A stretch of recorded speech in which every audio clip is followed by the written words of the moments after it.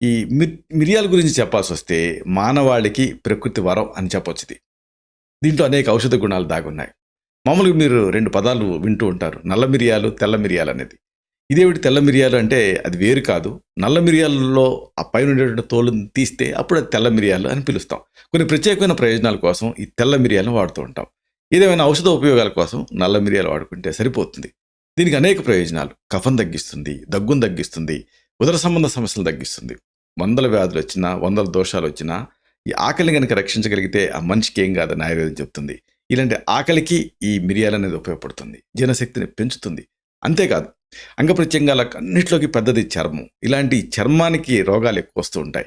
ఇలాంటి చర్మ రోగాల్ని మిరియాలు తగ్గిస్తుంది. పుండ్లు, బొబ్బలు 1, 2 కాదు అనేక సమస్యల్లో ఇది ఒక మంచి ఇంటి వైద్యం కింద ఉపయోగపడుతుంది. ఇది మంచి ఆకలిని పెంచడం ద్వారా అనేక సమస్యలను తగ్గిస్తుంది. కీళ్ళ నొప్పులు లాంటి వాటిలో కూడా ఇది ఎఫెక్ట్